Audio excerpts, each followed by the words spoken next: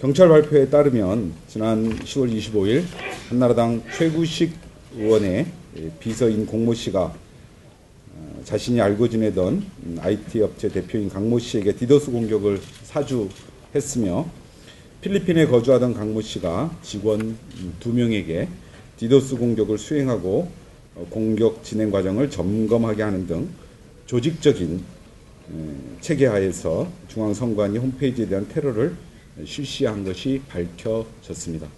제가 조금 전에 확인한 바에 의하면 피의자들이 박원순 시장 후보의 홈페이지도 공격했다라는 진술을 확인한 것으로 저는 확인을 했습니다.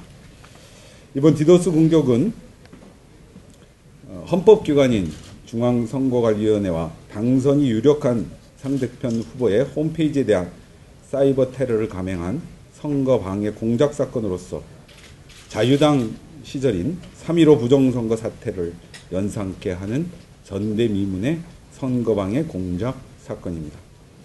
우리는 이번 사이버 테러가 한나라당과 나경원 후보 선거대책위 차원에서 조직적으로 이루어졌다고 믿고 있습니다. 경찰은 이번 사건을 개인의 충정에 의한 사건으로 꼬리 자르기식 수사로 몰아가서는 안 됩니다. 불법 선거의 방해 공작의 기획 단계부터 사주, 교사 행위까지 한나라당에 누가 계획하고 지시했는지 엄정한 수사를 명확히 해서 그 배후를 밝혀낼 것을 다시 한번 촉구합니다. 세상에 수행비서 한 사람이 이런 어마어마한 일을 저질렀다고 믿을 사람이 없어요. 이 200여 대의 좀비 PC를 동원하고 필리핀에 있는 이런 프로 전문가들하고 공모해가지고 이런 일을 저지른 데는 조직적인 배후가 분명히 있을 것입니다. 이 나경원 선거본부와 한나라당 또는 그 이상의 이 배후에 대해서 이번에 철저하게 파헤쳐서 국민 앞에 밝혀야 됩니다. 집권 여당인 한나라당이 이렇게까지 부도덕하고 비리적이며 타락했는지 정말로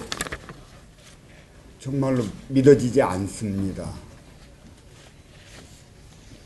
한나라당은 더 이상 뒤에 숨어가지고 일개 개인 비서 내세워가지고 치부하지 마시고 이 문제에 대해서 명명백백히 떳떳하게 밝혀야 합니다. 제가 조현호 총장님하고 통화를 좀 해서 찾아가겠다고 말씀을 좀 드렸더니 오후에 갑자기 반가를 내셨답니다. 반일만 휴가 내는. 그러니까 반가를 내시고 지금 이 통화가 안 됩니다. 어디로 가셨는지. 지금 이런 디도스 공격을 위해서는 상당히 긴 시간에 걸쳐서 미리 공모가 필요하고 서로 협력 관계를 형성했어야 되고, 그런데 이제 그런 과정들이 한 젊은 사람 한 사람에 의해서 임의로 이루어졌을 수 없다. 27살 먹은 수행비서가 무엇이 심심해서 그렇게 했겠어요? 분명히 권력 배후가 돼 있다고 우리는 확신하는 거고요. 그리고 지금 조현호 청장이 반관에서 어디로 갔다는 것은 도망간 겁니다.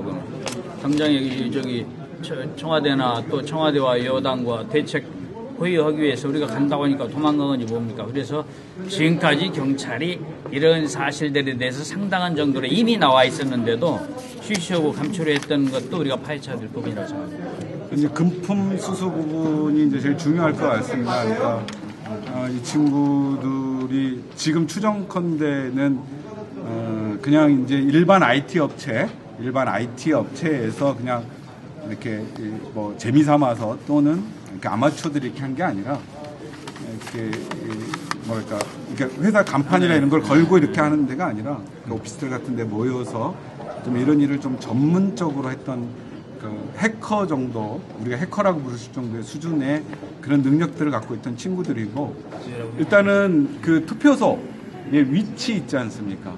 이 투표소의 위치들을 확인하는 것들이 다운된 거죠. 그래서 선관위가 제일 당황했던 게 그겁니다. 이제 젊은 사람들이 내가 투표소의 위치를, 왜 투표소가 바뀌었거든요. 투표소들이 많이 바뀌었습니다. 그러니까 주민 투표했을 때의 투표소와 보궐선거 때 투표소의 위치들이 많이 변경돼서 혼선이 있었다, 이런 것들을 언론에서도 많이 지적들을 하셨습니다. 그걸 이제 선관위가 다 공지를 했었는데 그것들이 이제 차단시켰던 이제 그런 투표율이 그러므로 해가지고 투표를 못 하는 투표율이 거예요. 높아질까, 특히 젊은 층 투표율이 높아질까 걱정했던 쪽이 어디였던가 생각해 보면 젊은 층들이